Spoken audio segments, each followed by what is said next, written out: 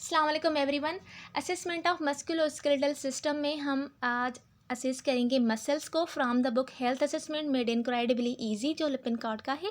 तो टॉपिक का नाम है असेसिंग द मसल। मसल्स की असेसमेंट करने के लिए हमें दो कंपोनेंट्स की नीड होती है। वो नंबर 1 है इंस्पेक्शन और सेकंड है पल्पेशन। इन दो कंपोनेंट्स को यूज़ करके हम मसल्स की असेसमेंट करेंगे। तो सबसे पहले जो कंपोनेंट यूज़ करेंगे वो है इंस्पेक्शन। इंस्पेक्शन में जो आपके पास मेजर मसल्स ग्रुप है उनको आप इंस्पेक्ट करेंगे। इंस्पेक्ट करते हुए आपने कौन सी चीज़ों को नोट करना है? सबसे पहले तो आपने उन मसल्स की सिमेट्री को चेक करना है। अब सिमेट्री का क्या मतलब हुआ?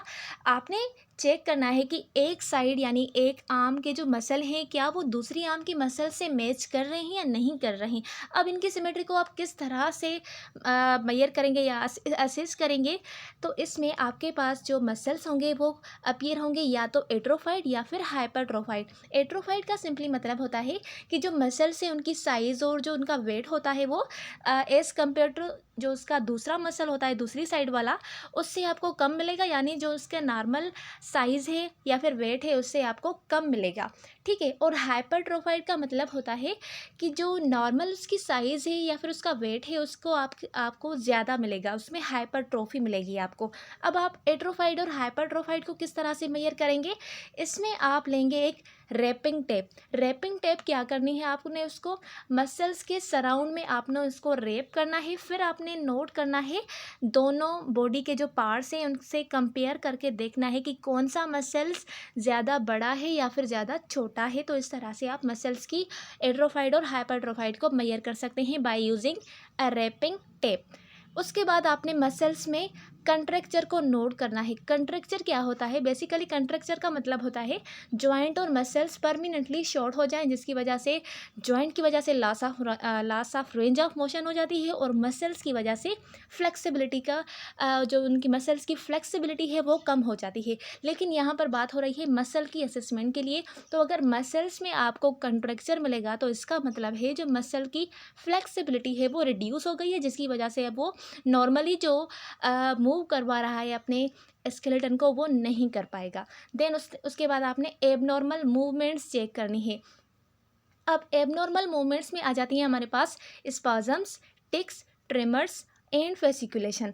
ठीक है। अब स्पाजम जो मसल्स हैं वो स्पाजम हो जाएंगे यानी स्टिफ हो जाएंगे। और उसके अलावा जो टिक्स का मतलब है, टिक्स एक सडन और रिपीटेटिव मूवमेंट है और उसके अलावा ये इनवॉलेंट्री मूवमेंट है। किसकी? एक तो मोटर जो फिजिकल मूवमेंट होती है और दूसरी साउंड की। मोटर में क्या होता है कि जैसे कि आपने नोट किया होगा आई ब्लिंकिंग, बार बार जो है ना आई की ब्लिंकिंग हो रही है, तो ये टिक किस में आ रही है? फिजिकल मूवमेंट यानी मोटर मूवमेंट में। और दूसरी साउंड में आती है। साउंड में जैसे कि स्निफिंग हो गया या फिर थ्रोट क्लियरिंग हो गया, तो इसको हम साउंड के हिसाब से मेजर करते हैं कि ये साउंड में टिक हो रही है यानी रिपीटेटिव जो है ना इनवॉलेंट्री मूवमेंट हो रही है। ठीक है। और उसके बाद जो ट्रिमर है, ट्रिमर का सिंपली मतलब होता है रिथमेटिक जो है ना इनवॉलेंट्री मूवमेंट हो हमारे बॉडी पार्ट्स में। और मोस्टली जो ट्रिमर हमें देखने को मिलते हैं वो हैंड, आर्म्स और फिंगर्स में ज़्यादा देखने को मिलते हैं। उसके बाद है फेसिकुलेशन। फेसिकुलेशन एक स्मॉल लोकलाइज्ड मसल कंट्रैक्शन है जो कि आपको स्किन के अंडर देखने को मिलेगी। अब ये सारा कुछ आपने इंस्पेक्ट करते हुए मसल में चेक करना है। ओके। उसके बाद आपने क्या करना है? मसल के टोन को चेक करना है। अब मसल टोन क्या है? Basically muscle tone describes muscular resistance to passive stretching. अगर आप उस पेशेंट को पैसिव मूवमेंट करवा रहे हैं या फिर पैसिवली कोई स्ट्रेच करवा रहे हैं तो उसमें आप उसके मसल की टोन को मेजर करेंगे। अब किस तरह से मसल टोन को मेजर करेंगे? बेसिकली जो मसल टोन का मतलब होता है कि ये एक एबिलिटी है मसल्स में कि वो कितना स्ट्रेच कर रहा है, खुद को कितना कंट्रैक्ट कर रहा है किसी भी रेजिस्टेंस के खिलाफ। ठीक है। उसको रेजिस्टेंस मिल रही है, उस रेजिस्टेंस में वो किस तरह से कंट्रैक्ट करके उसको मूव करवा रहा है, उसकी एबिलिटी को हम मसल टोन बोलते हैं। अब इसमें मज़ीद दो टर्म्स आ जाते हैं जिनको हम बोलते हैं। एक जो टर्म है वो है आइसोमेट्रिक और दूसरा होता है यहाँ पर आइसोटोनिक रेजिस्टेंस। अब ये दो टर्म्स का इनका क्या मतलब हुआ? जो आइसोमेट्रिक होता है उसमें जो आप फोर्स लगवा रहे होते हैं उसमें जो पेशेंट की मूवमेंट विजिबल आपको नहीं दिखती। फॉर एग्जांपल आप पेशेंट को बोल रहे हैं कि आप दीवार को धक्का लगाएं, ठीक है। अब दीवार जो है वो तो स्ट्रॉन्ग है, एक ही जगह पर प्रेजेंट है, हमारे धक्के लगाने से वो मूव तो नहीं होगी। लेकिन यहाँ पर हम क्या नोट कर रहे हैं कि उसकी एबिलिटी कितनी है उसको पुश करने की। लेकिन उसमें क्या हो रहा है, जो मसल्स हैं वो कंट्रैक्ट हो रहे हैं लेकिन मूवमेंट नहीं हो रही। इसको हम बोलते हैं आइसोमेट्रिक। और आइसोटोनिक रेजिस्टेंस का क्या मतलब हुआ, आइसोटोनिक में आप उसको वेट लिफ्ट करवाते हैं जिसमें क्या होता है, एक तो उसकी मूवमेंट आपको विजिबल दिखने को मिलती है और उसके अलावा क्या होता है, उसके जो मसल्स होते हैं वो भी कंट्रैक्ट होते हैं और लेंथन होते हैं जिससे आपको उनकी विजिबल मूवमेंट दिखने को मिलती है। ओके, सो यहाँ पर लिखा है to test the patient arm muscle tone. आप किस तरह से आर्म के मसल टोन को टेस्ट करेंगे, आप उसके शोल्डर को पैसिवली मूव करवाएंगे, ठीक है, पैसिव रेंज ऑफ मोशन करवाएंगे एक्सरसाइज में। उसके बाद आपको स्लाइट रेजिस्टेंस फील होगी। उसके बाद क्या करना है, आपने उसकी आर्म को ड्रॉप कर देना है। जब आप उसको ड्रॉप करेंगे तो वो ईजिली फॉल हो जाएगी नीचे की तरफ, ठीक है। इस तरह से आप मसल जो आर्म के मसल्स होते हैं उनको आप असेस करेंगे, उनके मसल टोन को। उसके बाद टेस्ट करेंगे लेग मसल टोन को, ठीक है। लेग मसल टोन को भी सेम पैटर्न में आप क्या करेंगे, पैसिवली जो पेशेंट की लेग है उसको लिफ्ट करेंगे ऊपर की तरफ, फिर उसको अगेन सेम पैटर्न में आपने छोड़ देना है, जिसके बाद वो नीचे एग्जामिनेशन टेबल या फिर बेड पर फॉल करेगी सेम टू सेम जैसे आर्म कर रही थी। ओके, इसमें आपको एबनॉर्मल फाइंडिंग किस तरह से मिलेगी, जैसे कि मसल रिजिडिटी या फिर मसल फ्लैसिडिटी आपको मिल सकती है मसल टोन में, ठीक है। तो इस तरह से आप उसके मसल टोन को मेजर करेंगे या फिर असेस करेंगे। देन है मसल स्ट्रेंथ। मसल स्ट्रेंथ में आप मसल्स की स्ट्रेंथ को मालूम करेंगे और वो किस तरह से करेंगे। आप सबसे पहले उस पेशेंट के गेट और उसकी मूवमेंट को ऑब्जर्व करेंगे जिससे आपको एक जनरल मसल स्ट्रेंथ का आइडिया मिलेगा। उसके बाद आप ग्रेड मसल स्ट्रेंथ को मेजर करेंगे उसकी स्केल में जो 0 to 5 से ख़त्म होती है, ठीक है। उसके बाद आप क्या करेंगे, जो आपको रिज़ल्ट मिलेगा उसको आप डॉक्यूमेंट करेंगे फ्रैक्शन में। फ्रैक्शन में किस तरह से करेंगे, जो आपको स्कोर मिल रहा है, ठीक है, वो आप न्यूमरेटर में रखेंगे और जो उसकी मैक्सिमम जो स्कोर है टोटल 5, वो आप जो आपको स्कोर मिल रहा है वो आप न्यूमरेटर में रखेंगे यानी ऊपर, और जो मैक्सिमम स्ट्रेंथ है जैसे कि 5 हो गया वो आप डिनोमिनेटर में रखेंगे। उसके बाद आप उसको डॉक्यूमेंट करेंगे। अब हम इसकी ग्रेडिंग मसल स्ट्रेंथ को चेक करेंगे बाय यूजिंग दिस स्केल। हाँ, सो ग्रेडिंग मसल स्ट्रेंथ स्केल के ऊपर 0 से शुरू होती है और 5 पे ख़त्म होती है।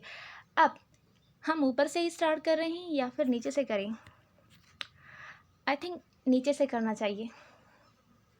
सो 0/5 आप किसको ग्रेड करेंगे, अगर आपको ज़ीरो मिल रहा है या फिर आप ज़ीरो को डॉक्यूमेंट कर रहे हैं तो इसका मतलब हुआ आपको कोई भी एविडेंस नहीं मिल रहा मसल के कॉन्ट्रैक्शन का, क्योंकि मसल्स की मूवमेंट कब होती है, जब मसल कॉन्ट्रैक्ट करते हैं। लेकिन यहाँ पर कोई भी किसी भी किस्म की मसल कॉन्ट्रैक्शन नहीं हो रही, तब आप डॉक्यूमेंट करेंगे 0/5। देन 1/5 आप कब डॉक्यूमेंट करेंगे, जब आपको मसल्स की मूवमेंट ट्रेसेस में मिले। ट्रेसेस में क्या होता है कि जो पेशेंट होता है वो मसल्स को कंट्रैक्ट करने की अटेम्प्ट करता है, कोशिश करता है, लेकिन वो मूव नहीं कर पाता, ठीक है। अब ये आपको किस तरह से मिलेगी, आप उसके जो जहाँ से मसल्स कॉन्ट्रैक्ट होते हैं वहाँ पर आप पल्पेट करेंगे। जब आप पल्पेट करेंगे तो आपको ये पता लगेगा कि जो मसल्स हैं वो कंट्रैक्ट कर रहे हैं लेकिन जो मूवमेंट है वो अभी तक नहीं हो रही, ठीक है। देन 2/5 को हम पुअर भी बोलते हैं। इसमें क्या होता है कि जो पेशेंट होता है वो complete full range of motion करता है लेकिन ग्रेविटी को एलिमिनेट करते हुए। ग्रेविटी को एलिमिनेट का मतलब क्या है, बेसिकली पैसिव मोशन, यानी जब आप उसको पकड़कर किसी भी पार्ट को मूव करवाएंगे तो वो मूव करेगा। ये क्या हुआ, ये पैसिव मोशन हो गया जिसमें जो पेशेंट है वो ग्रेविटी को एलिमिनेट करके कंप्लीट कर रहा है रेंज ऑफ मोशन को। इसको आप क्या करेंगे, 2/5 स्कोर देंगे। देन 3/5 का मतलब क्या है?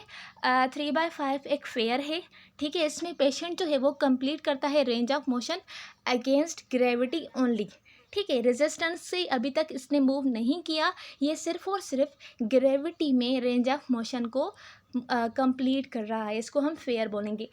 और इसका जो स्कोर होगा वो 3 होगा। देन 4/5 आप किसको स्कोर करेंगे? इसमें जो पेशेंट है वो कंप्लीट करेगा range of motion against gravity with moderate resistance, यानी जो रेजिस्टेंस आप उसको दे रहे हैं उसमें थोड़ी थोड़ी मॉडरेटली वो मूव करेगा, बाकी जो range of motion against gravity है वो अच्छा करेगा, इसलिए हम इसको गुड स्कोर देंगे और जो नंबर है वो 4 होगा। और जो 5/5 है, 5 अगर स्कोर आप दे रहे हैं तो इट मीन्स मसल्स की जो मूवमेंट है, स्ट्रेंथ है, वो नॉर्मल है, तो इसको हम नॉर्मल भी बोलते हैं। इसमें क्या होता है कि जो पेशेंट होता है वो अपनी जॉइंट्स को फुल रेंज ऑफ मोशन में मूव करता है against gravity with full resistance, यानी अगर आप इसको ग्रेविटी भी दे रहे हैं तो उसमें भी ये मूव कर पाएगा, और इसको अगर कोई रेजिस्टेंस आप दे रहे हैं तो रेजिस्टेंस में भी ये अपने मसल्स को कंट्रैक्ट करके फोर्स लगा सकता है। इसको हम नॉर्मल बोलते हैं और इसका जो स्कोर होगा वो 5/5 होगा।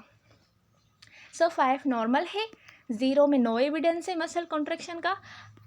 तो इस तरह से आप उस पेशेंट की मसल स्ट्रेंथ को चेक करेंगे बाय यूजिंग दिस स्केल। अब आपने क्या करना है, उसको डॉक्यूमेंट करना है। डॉक्यूमेंट किस तरह से करेंगे?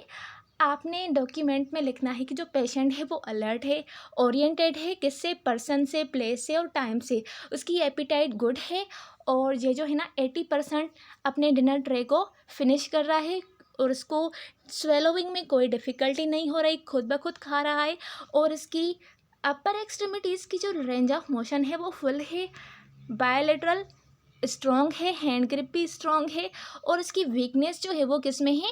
लेफ़्ट लेग में है, ठीक है, और जो अनचेंज है। और इसकी मसल स्ट्रेंथ जो है वो 3/5 है। 3/5 का क्या मतलब हुआ? ये इसकी लेफ़्ट लेग की मसल स्ट्रेंथ का स्कोर है 3/5, ठीक है। लेफ़्ट लेग एंड 5/5 जो है वो राइट लेग का है, ठीक है, क्योंकि इसकी जो राइट लेग है वो नॉर्मल है, लेकिन जो वीकनेस है और मसला है वो किस में है? 3/5 का। अब 3/5 का क्या मतलब हुआ? 3 हमने किसको स्कोर दिया था? जो फेयर मूवमेंट कर रहा था, यानी इसमें जो पेशेंट है वो ओनली जो ग्रेविटी है उसमें उसके अगेंस्ट में रेंज ऑफ मोशन कंप्लीट कर रहा है, लेकिन रेजिस्टेंस में अभी तक वो मूवमेंट नहीं शो कर रहा है, इसीलिए हम इसको क्या स्कोर दे रहे थे? 3/5। सो इस तरह से आप उस पेशेंट की मसल स्ट्रेंथ को डॉक्यूमेंट करेंगे। सो यहाँ तक पूरी असेसमेंट थी मसल्स की कि आप किस तरह से उनको इंस्पेक्ट करेंगे, क्या क्या नोट करेंगे इंस्पेक्शन के दौरान, और पल्पेशन के दौरान आप क्या क्या नोट करेंगे और किस तरह से करेंगे। सो आई होप कि ये वीडियो आपके लिए हेल्पफुल होगी। मिलते हैं अगले वीडियो में, तब तक के लिए अल्लाह हाफिज़।